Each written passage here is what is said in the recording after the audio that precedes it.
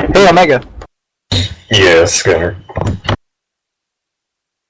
Did you hear about the recent row between Finn Balor, Grado, and the rest of this TNA WWE thing? That's not a thing really, but this kind of funny thing that happened on Twitter over the weekend. Yes, I do. I do follow rowing. Well, it seems to me that I don't understand TNA's gripe, because from what I understood from the situation, we'll get into it later, but from what I understood from the situation, TNA was trying to make a step up by trying to get Finn Balor in a mud pit match. I'm just saying. Let's start the show.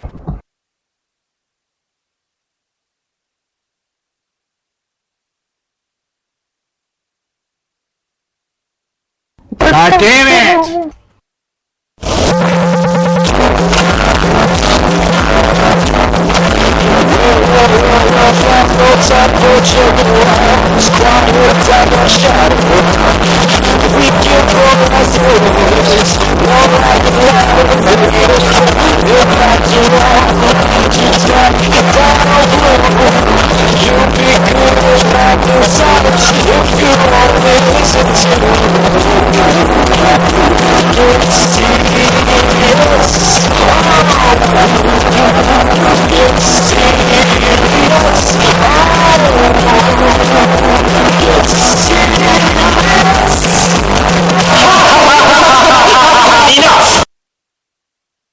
Hello everyone and welcome to Woo Get Serious. My name is Guy, that is Omega BR. Yeah, I'm gonna have to put you on blast for that blasphemy. What do we call it? This is episode 178, by the way. And also joining us this week is someone who's having a very hard time, our technical producer, Mr. Jacob DDS. Some days I just want to watch the world burn. And by watch the world burn, I mean lock everyone on Earth into a room and force them to watch every Vince Russo booked on a pole match ever made. While you're getting out your generations of angst, we're gonna give the rest of the audience generations of angst by introducing Nat Jester. So, the Vince Russo on a pole match. That could go either way. It'll swerve straight into the ground because the pole couldn't hold up his giant head. Let's start with something that we should, normally start with, which is the news. Vince McMahon was directly responsible for all creative on Saturday night's MSG show, and he is still very much in charge with all ideas and decisions going through him. John Cena will be taking time off from the company until December for quote-unquote personal reasons. Daniel Bryan says that while one doctor says he's good to go and WWE's doctor won't clear him, he's being sent to a third doctor that will determine his fate and possibly force him to retire. And WWE lost several trademarks due to failure to respond, including Just Bring It, Stardust, WWE Shop, and Hornswoggle, which I assume that they will be able to pick right back up and won't have a problem with. Unless somebody goes and grabs them real quick. Which I'm sure somebody is attempting. Yeah, somebody is thinking about doing that right now. No, somebody's already done it right now. I was going to say don't do that, but please, somebody get Hornswoggle and stop them from ever being able to use that again. Or him again, you mean? I'm just saying, if you saw that Leprechaun prequel thing they fucking made, Jesus, Oh, come on. I didn't. There are much more solid ground reasons to hate Horny instead of that movie. Okay, first of all, Warwick Davis is probably one of the greatest, I guess you'd call it like a character actor. Yeah, one of the greatest character actors of all time. For that son of a bitch to be put into a Warwick Davis part is just every kind of blasphemy imaginable. You didn't see it, probably, so let me real quick, 2-second rundown. Kids go to Ireland, leprechaun that looks like a monster thing and it sucks. This is not terribly surprising. Like, it's not even the fucking leprechaun. It's this weird, like, demon-looking thing. And it's like, who fucking... No! That's not what the fucking leprechaun is. The leprechaun is, like, witty fucking, like, quips and, like, smoking weed with Ice Cube in the bathroom and shit. This is just awful. I really don't remember that in the first Leprechaun I ever saw. It wasn't. It was in Leprechaun in the Hood. Leprechaun in the Hood. Leprechaun in the Hood. You're seriously comparing a horror movie to Leprechaun in the Hood? I would rather watch Leprechaun in the Hood 1,000 times over than ever see that stupid hornswoggle leprechaun again. I can completely understand that. I'd rather watch Soul Plane than any other WWE produced movie ever. You are the only person in the history of ever who has said that they would rather watch Soul Plane. I know. I mean, who wouldn't? I mean, I'm Would you just rather watch glad. Knucklehead? Fuck, no. See? You can't do it either! Oh, God, so You Johnson heard is it taking here time first, off. folks. Well, I mean, this is probably for the best. But what is he taking time off for? That's the question. Well, he's clearly going to marry Nikki. Or, excuse me, the typo. He's going to mar her. Are you sure? We don't know I mean- anything. That's stupid. Well, she's not going to let him... She's not going to let him put it in her butt until she gets a diamond ring, so, I mean, he might as well. Figures as much. Can you figure how long the prenup for that marriage is going to be? How big it is? Yeah, that's going to be something ridiculous. That's going to be like Okay, a so- 45-page prenup. So basically, what I'm being told is that the medical doctor the medical doctor that Daniel went to at first said, yes, you're cleared, and this is a guy who's seen a lot of concussions, and then the WWE guy was like, no, you can't be cleared, and then I think the WWE guy's jerking him around, and I think that we're getting jerked around, and I think this is all big work, and I think he's been cleared totally by all the doctors, and that we're going to see him at Royal Rumble number 30. Okay, here's where I'm going to slightly disagree with you, because there's a good chance the WWE doctor would say no just because of the word concussion. They've had I don't know if we bad could sell shit it. go down over concussions. I'm sure there's somebody whispering in his ear going, fuck, no. And that's why they're going to the third doctor. We don't want another Crispin... What just happened? Who? My mic died. Who? Crispin... What's going on? My mic keeps dying. Did you Crispin... just say Chris Jericho? Out of curiosity, you don't have any spyware put on your computer by WWE, do you? Well, I've got the network, but I mean, that shouldn't affect... I had the poker thing, which turned into something really weird. That shouldn't stop me from being able to say Crispin... You'd think. But I think we should talk about something else, though. No. Moving right along. TNA is reportedly in talks with networks to find a new home after Destination America drops them. WGN is rumored to be one. Excuse me. Though TNA did not go with them previously because they wanted to push back their debut. Dixie Carter's major announcement was that several talents will be going on a media tour of India, where another bigger announcement will occur. After winning the TNA World Heavyweight Championship at Bound for Glory, Matt Eat Grapes Hardy has already relinquished it due to a storyline where Ethan Carter III filed an injunction preventing him from appearing on TNA TV, the first court date of which would be months away. Talents weren't happy with the BFG fan access, as it allowed several to dine with them in catering in room areas of the arena. That's just awkward. If you're gonna have Yeah. stage, they should be, chaperoned in some sort of way. You'd think. Or they should just not be... I mean, it's weird. Like, I went to see Ralphie May what was it, last week? Or no, it was like the week before.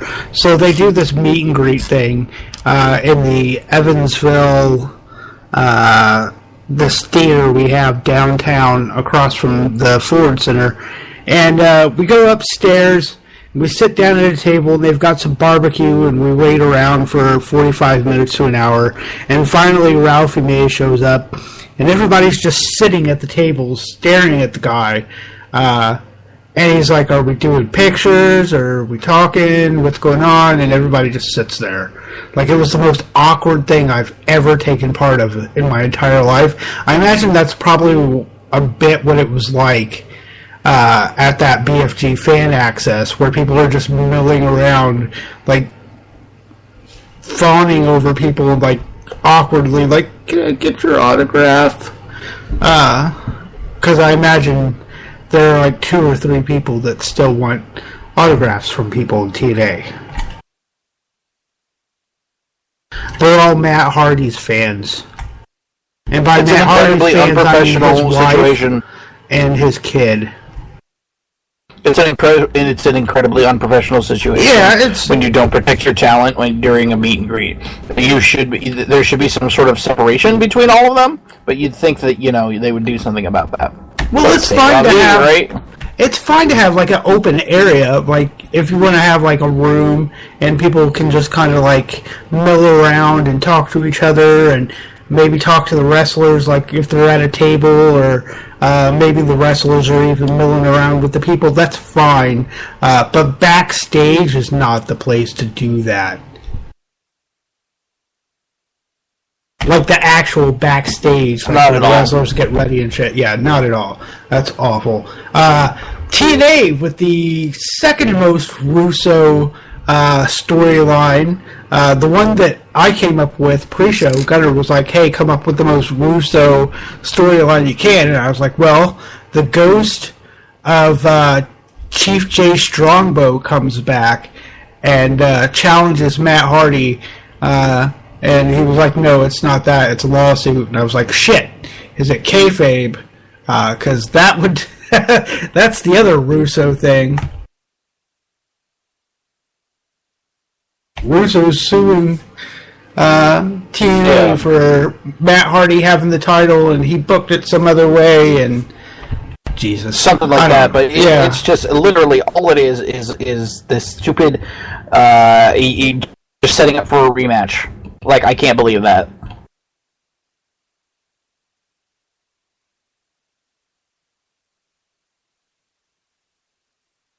Rematch the hard way. Okay. Yeah. All right. One last story. CM Punk's UFC debut is delayed after he sustained a shoulder injury in training, said to be a tweak. His coach said about 50% ready to enter Octagon, and he says the fight will likely be scheduled for the next 4 to 10 months. NWA president Bruce Tharpe recently met with Spike TV officials in New York to discuss bringing pro wrestling back to the network. New Japan Pro Wrestling has finally acquired the merchandise rights to Thunder Liger, and Vader has been offered $5,000 to do a shoot fight for an unnamed promotion. Speaking of Vader, the Total Divas finale was apparently hacked, as the closed captioning said nothing at all but Vader time for the entire episode. Oh God, I wish I had seen that. That would have been the best thing ever. Vader time, Vader time, Vader time. Oh Lord.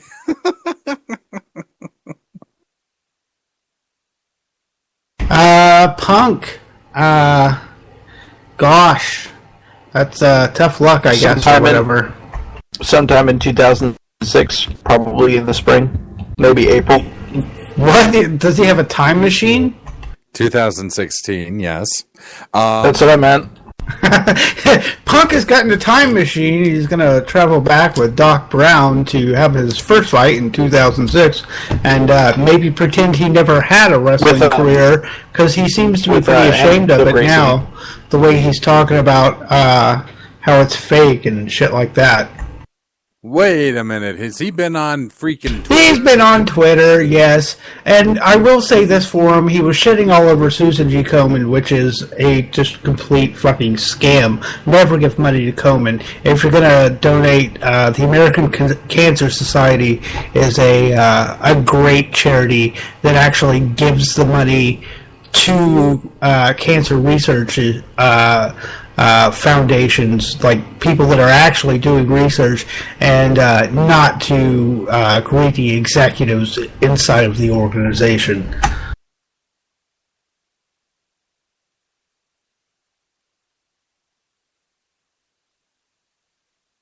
NWA on Spike TV. Maybe the NWA Hollywood, maybe? That they did many years ago? That'd be cool, I guess. It'd be alright. I don't think it'd be very good. You have all the other... it's kind of like scraping the bottom of the barrel with that talent. At that point, because you'd have all your indie darling. You have all your indie darling, sure. But, it wouldn't necessarily be something, prominent with names. Other than really old names that you wouldn't necessarily expect. Right, maybe... Like Vader. Or Gangrel. Or Scotty Too Hottie. I don't know. I imagine they'd want to be putting, their, best guys out there on TV, trying to get... I would like to imagine it would be early TNA. Well, we'd like to imagine that, but I don't think we can believe it. Because early TNA wasn't... Had cheeks. And you want Cheeks Wrestling, don't you? I don't know. If you don't know who I'm referring to, you really need to look him up. Because Cheeks has had one of the worst matches of all time. Cheex. Cheeks. I'm just glad you didn't refer to the Johnsons. Oh, Jesus Christ. Cheeks. This was a thing? Why? This was a thing. Oh my god. If you enjoy bad wrestling, you enjoy Cheeks. Because, well, think Rikishi, but a black guy. Well, I do like bad wrestling, but this is just this is the kind of guy you would see in Walmart on one of those little fucking scooters going around that pisses me off. Because I'm like, you could walk. You could. You're just lazy. Alright, I think that's it. The news. You want to... Alright guys, we're going to talk about the Madison Square Garden results. Also this weekend as a side note, I didn't either, because I was at the Louder Than Life Festival in Louisville, Kentucky, which was quite possibly one of the best things that I've seen in a long time. It was really, really fun. There was lots of food, lots of good stuff, and there was NXT wrestling there. I went to see Fantastic Four at the $4.50 movie theater. I paid about $4.50, too much of that. They should have paid me $4.50 and probably gave me some fucking, speed or something so I could stay awake. Jesus Christ, that movie sucked. But unfortunately, this isn't a movie podcast. I know we've been talking about Leprechaun and the Fantastic Four here. Yeah. For, half of our little rant here. Well, sometimes it's good to get off on a tangent. Speaking of tangents... That's what she said. They thought that Randy Orton and Dolph Ziggler facing Sheamus and Rusev should be a thing. It should not have. They were wrong. Yes. Well, Jesus Christ, how many times are we going to have to see this shit? Can we just, Well, they were supposed to be two singles matches that were actually combined into a tag match. But nobody cares about this, feud thing that they've got going on at all. This, I did watch it, and honestly, the first hour is completely missable. It lasted 2.5 hours. The first hour is completely missable. and the second hour is, missable in the sense that if you read the results and you feel like you didn't miss anything, then you really didn't. There's a little bit of novelty there because it had Owens facing Jericho, and Jericho made this speech. Well, going down the card here, we had the tag match, got the crowd hot. I mean, that's the other thing about this show is it really was basically a house show that got televised, which is to say, nothing out of the ordinary except for a couple of the matchups. Neville beats Stardust, big deal. Stardust kind of dominated the match until Neville clocked him and got him in position for the Red Arrow. Team Bella beat Team PCB, and I do mean Team PCB, as in Paige teaming with Charlotte and Becky, despite the fact that at this point she had turned on them twice. That doesn't surprise me. That doesn't surprise me. You need three people. Because it's basically like a house Cabela's. show, so it doesn't count.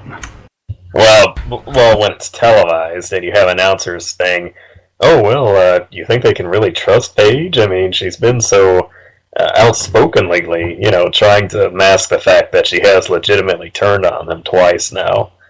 And really that's what happened is Paige got in and went for a tag, and C and B both jumped off the apron and left her, basically, and that's how Team Bella won. And then you get a really ridiculous, stupid promo from Paige where she's all weepy, saying that, she thought they were friends and she would never do that, to literally saying she would never do that to Charlotte and Becky, despite the fact that she had done it 6 nights earlier. And it really is just indicative of how terrible the Revolution is, which I guess we have Vince to thank for in no small part. But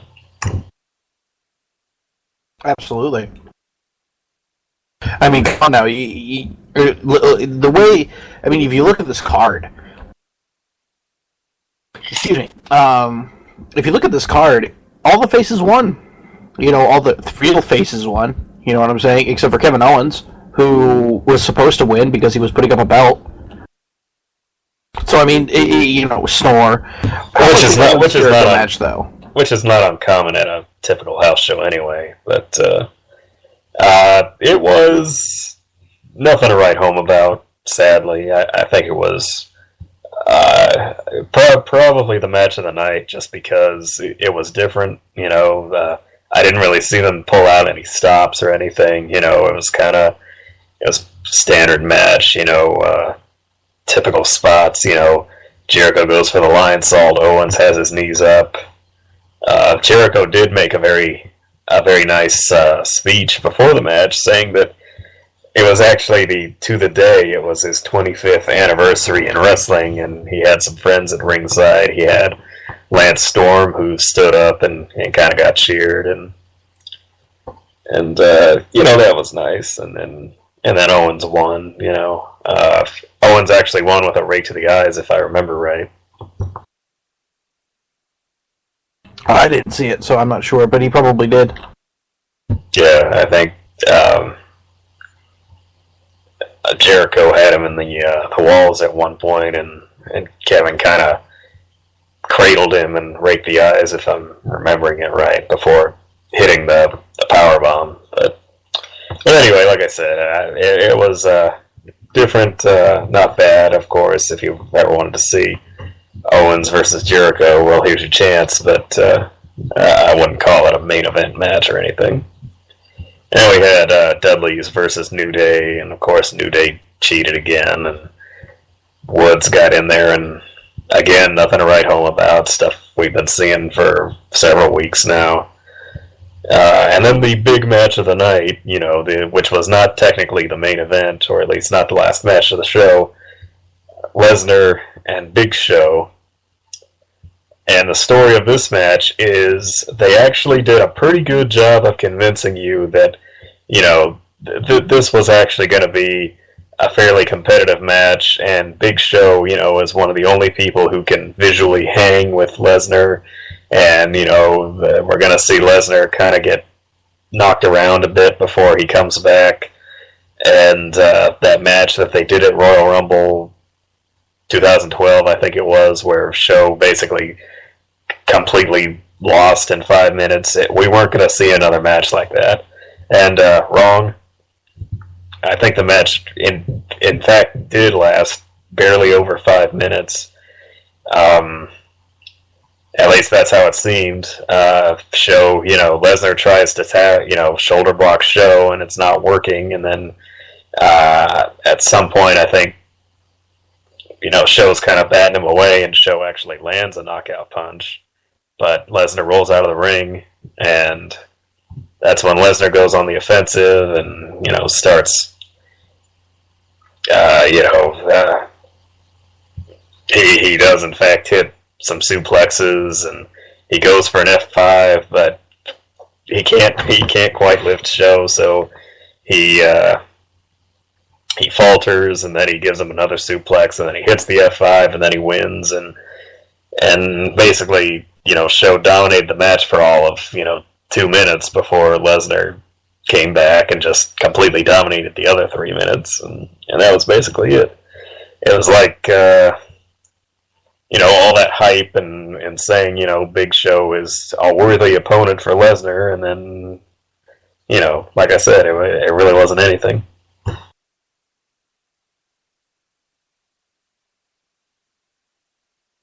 And then John Cena goes up against Seth Rollins in the main event here. Yeah, in the cage match, which, again, if you've ever seen a cage match with John Cena, it was the exact same thing, where the bad guy is... I almost feel like they've had a cage match together before, because you saw, the typical... Cena goes for an attitude adjustment, and the guy kind of wriggles out of it onto the cage wall, and, they're both climbing over the top, and the guy, all he really has to do is just let his hand let go, but for some reason he climbs back up due to the gravitational pull of Cena, and one thing I think I hadn't seen before was Cena actually going for the cage door, and Rollins kind of leaping over him to try and get ahead, and then Cena doing the same in a bit of leapfrog. And there was another spot where Cena was going for the door, and Rollins did actually leap over him standing, got on the ropes, and kicked the door into his head, something like that. Or just swung it into his head. But of course, it was a very long match that didn't need to be that long, and there was a lot of teasing, Rollins constantly going for the escape and going for pinfalls whenever he'd hit a big move. Like, I think he hit Cena with a top rope something at one point. Oh, the dreaded top rope something. Oh, yeah. Anything is a dreaded top rope something. And then, of course, he's on the verge of escape, and then here comes Demon Kane, and Demon Kane's on the outside of the cage, so if Rollins drops and wins the title, then he's got to deal with Demon Kane, so of course he goes back in the cage, and that sets him up to get pinned by Cena, at which point Demon Kane goes in the cage anyway, and chokeslams him, and all that good stuff. So, like I said, overall a pretty missable, unremarkable show. They tried to make it sound like a big deal because it was in Madison Square Garden, which I guess if you were actually there, then sure. But, as a special, it was really just a miniature Raw with less buffer to break up the monotony.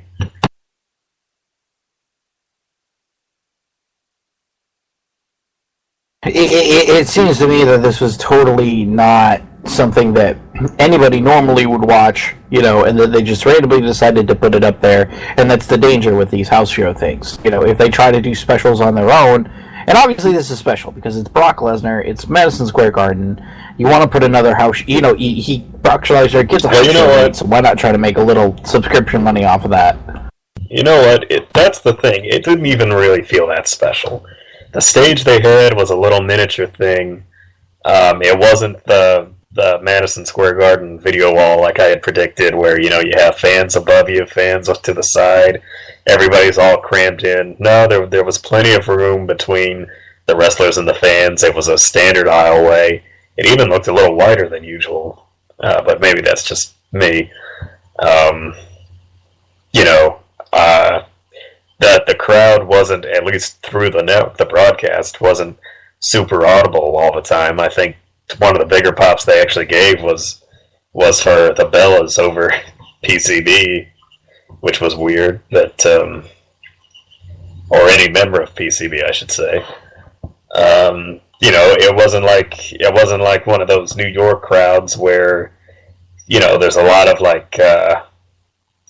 funny chants or really gigantic Steve Austin level pops that make you say, "Wow, that's kind of cool." I mean, honestly, there was really nothing about the environment of Madison Square Garden, at least through the broadcast, that you could pick up on that would say, this is a really special thing. I mean, they could have been anywhere. Honestly, that's what it felt like. Which is such a shame, because that venue is such a unique place. It's not that,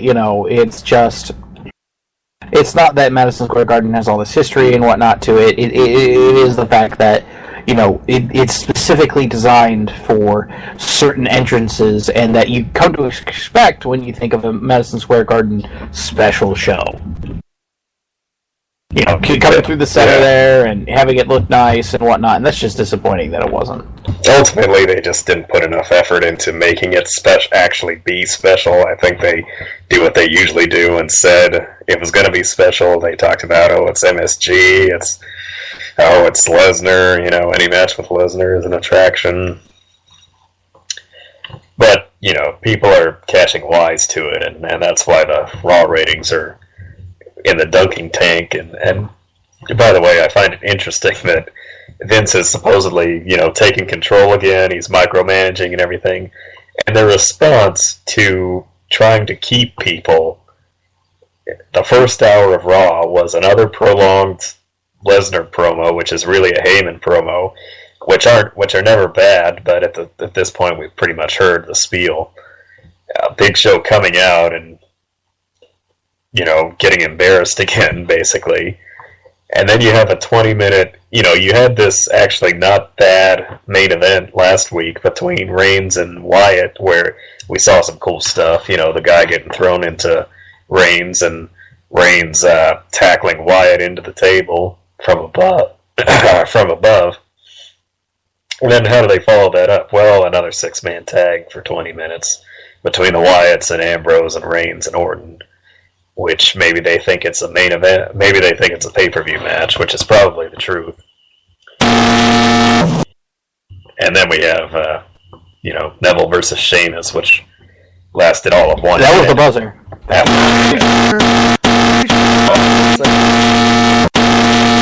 All right. Alright, Because I'm hungry. Yeah, alright, I want some ice cream too.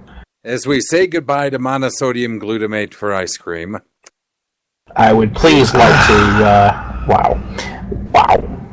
I haven't been giving points this whole episode because I've been looking at alternatives to Spreaker, since we're having issues with Spreaker. So I've been looking for alternatives, and I am now giving points. Net gesture, negative 1,000 points. Just for monosodium glutamate. Come on. What are you... But with the ratings, it's Yankum DDS. If you keep arguing, it's more negative points. Ratings, Yankum DDS. Hold on, I'm trying to remember how to spell monosodium glutamate. Jesus Christ. Okay, so Impact drew 275,000 viewers. That's up from 272,000. ROH got a 24% drop with 127,000. That's down from the 168,000 they had previously. SmackDown rather drew 2.132 million viewers, down from the 2.138 million, and Raw was up 1.4% with 3.378 million viewers. Up from 3.33333333333 million. And with the birthdays, it's you, my friend. You forgot my name already. Yeah. Be Ben Wad out of existence. I tried to say it because it was the net. Anyway. No, really, it's net. I'm doing that. Oh, you're because doing something all right, you whack-a-mole. Yeah, I know exactly what he's doing. He's trying to call you net. With the birthdays, this week, beginning on the 6th, we have Afa Jr., then the First Lady of TNA, Dixie Carter, then Barry Darzow. Mancow. Wow. Okay, never mind. And the living legend, Bruno Sammartino. Then on the 7th, we have Celeste Boyne. I think that's right. And the 8th, we have El Kazaz. Okay, hang on. Alcatraz. Oh, Lord. And I thought I came up with bad jokes. Also on the 8th, we have Love Machine, Art Barr, Marshall Gambino, and none other than The Miz. On the 9th, we have the legendary Eddie Guerrero, Stevie Richards, and Rockin' Robin. On the 10th, we have Gentleman Chris Adams, the Stan, the Man, or the Lariat, depending, Hanson, and Joker. On the 11th, a bunch of people, starting with Tony Chimmel, Andy Douglas, Mickey Gamboni, Vanessa Harding, Sam Houston, Rikishi, Islander Tama, and the Human Suplex Machine, Taz. Then, rounding out the week on the 12th, we have Karen Jarrett, Ace Hawkins, Gregory Iron, and the American Dream, Dusty Rhodes. And now it is time for This Week in Wrestling with Omega BR. Yes, This Week in Wrestling History, circa 1975, where Dusty Rhodes defeats Bob Roop to begin his second reign as NWA Florida Heavyweight Champion in Tampa. Jump to 1991, where Sasha defeats Monster Ripper for the WWC Women's World Title in Carolina, Puerto Rico. This began Sasha's third title reign and marked the end of the fifth and final run with the belt for Monster Ripper. And in 1996, Cowboy Bob Orton defeats Tito Santana for the AWF World Heavyweight Title in Fort Lauderdale, Florida. However, Commissioner Jim Brunzell holds up the title due to Sheik Adnan's interference and orders a rematch, which Santana wins. These matches were the only title changes for the AWF strap, Santana being the first champion, as the company closes in December of '96. And that was This Week in Wrestling History. Happy Trails this week to Kenny Starmaker Bolin, who claims Brock Lesnar once assaulted him backstage at an OVW show after Lesnar thought Bolin had touched his girlfriend inappropriately. Bolin says it was one of those nights he actually did not embrace her due to being sweaty, and that Lesnar was so heated, Bolin's son had to run downstairs and grab Sylvester Terkay, who confronted him and made him back down. Wow. Sylvester Terkay, that name sounds familiar. The French guys. The French-Canadian guys from, early 2000s. Okay, now I remember. No, Sylvester Terkay, the collegiate wrestler who debuted with Pope De Niro. Oh, ECW. Wrong Sylvester. Finn Balor. Happy trails to Finn Balor, who posted a photo of himself outside TNA headquarters when WWE was in Nashville recently. Grado responded with a photo of himself in front of a WWE Employees Only sign, which Balor himself took. Matt Hardy suggested that Balor was trying to enter the Bound for Glory Ultimate X match, to which Balor responded that he had better things to do, posting himself and Enzo Amore standing in a field of mud, which is what which was the Louder Than Life festival, which I was there, and it was fun. That's funny. That's points. Funny. It's Yankum. All right, points. Not too many this week. Definitely not a lot of positive ones, NetJester. Speaking of NetJester, negative 272 points for showing up. You'd think you'd learn your lesson. Negative 1,000 points to NetJester for monosodium glutamate. Just stop. 25 points each to Gunner Omega BR. Those are pity points because I was doing show stuff off and not doing that, and I felt bad not giving you guys points when you might have deserved them during the 15-minute time limit. Then negative 15 points to Gunner just for the lulz. Negative 20 points to NetJester for none other than D's nuts in your mouth. Negative 50 points to NetJester. Negative 50 points to NetJester for Mickey Gamboni. You want to try that one again, bud? He goes to the bathroom during these segments. Yeah, it's Gambino. Mickey Gambino. Also, negative 50 points to NetJester for Ace Hawkins. It's Hawkins. I don't know why he insists on adding extra letters to names and just absolutely ruining them, but I would appreciate it if he would stop. Or I guess I would appreciate it if he doesn't, because I get to continue giving him tons of negative points, which is fun for me. That's it for the points. That's it for the points. What about our totals? Are you going to do totals? Let's see. Yeah, I guess so. Negative 1,392 points to NetJester for this show, giving him an overall total of negative 35,053 points. Gunner, you scored 10 points this episode, bringing you up to 114, and Omega BR scored 25, bringing him to 338. Clearly, Omega is the runaway leader in the points. Well, in this particular instance, yes. I've been trying to come back, but you're making it quite difficult there, my friend. What should we watch this week in wrestling? Speaking of difficult things, Yankum DDS.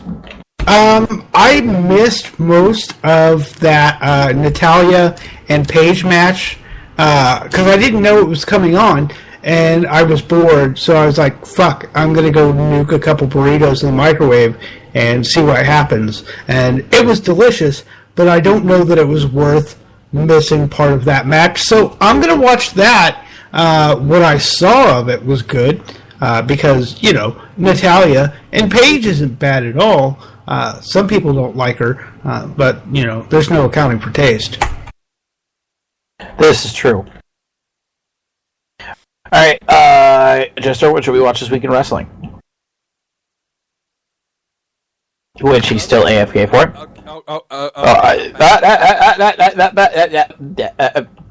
Chris Bent. Negative 200 points to NetJester for being off and doing other things when he's supposed to be participating in the show. Well, there was nothing going on during the last segment, so I was just, checking out on Metal Gear Solid Online, which just launched today. I already have my all my characters boosted up to level rank 6, so, had to check on that. But I can't believe you bought that piece of shit. It's The Phantom Pain's a good game, and the online component looks promising. Anyway, moving right along, there is an interesting evolution, I thought, believe it or not, in what Yankum and I disagree on the most, which is the New Day. They actually did something that made them look like actual legit heels, and that excited me. They wiped out pretty much the Dudley That's scary. John? I don't want to know about you getting, excited, Andre. Sit heel down. Anyway, they wiped out the Dudley Boys, John Cena, and Dolph Ziggler, and probably anybody else who was going to come down to the ring last night. And this was an interesting turn of events that made me actually have some respect for the New Day for once. So check out that ending segment of Raw, if for no other reason, to be shocked and amazed like I was. Omega BR, what should we watch this week in wrestling? Omega BR? I'm going to go with Triple H and X-Pac versus The Rock and Test of all people. That was on a Raw in 1998. May I ask why? Well, first, because it's Test. Yeah, That seems pretty random. It's kind of interesting, Test and Triple H and everything. Oh. It seems kind of like a weird, thing to pick, just a random, that seems like a pretty random match to pull out. Well, that's the kind of matches they had back then. Kind of like the Dudleys versus, Seth Rollins and the Big Show. Well, this week I was at this Louder Than Life festival, and I was able to record Samoa Joe versus Baron Corbin. Ooh. And I'm going to put that up on my YouTube channel, which will link on our Twitter. Pretty quick. We'll post the link around, and you guys can watch what I shot with my GoPro. So that'll be fun. But yeah, watch Invasion is tomorrow. The show is tomorrow. What is it?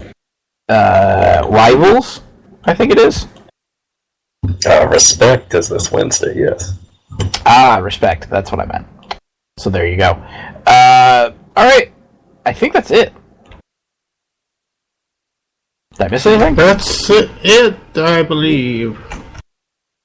Alright, so you guys can check us out online, smarksnark.com. We're going to have some changes coming here within the next couple of weeks.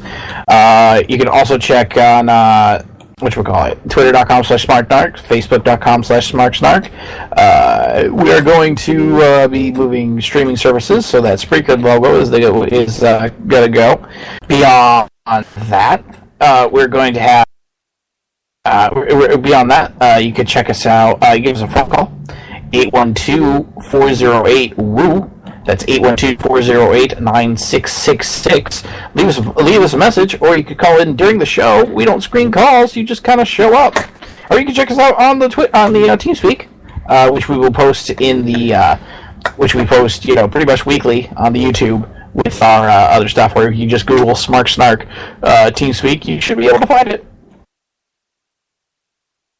So, for myself, for Omega BR, for everybody else here, thank you very much for listening, and we wish you well in your past, present, and future endeavors. Good night, everybody. Good luck, and may the new day be yours. I don't know. Good night, Wheeler.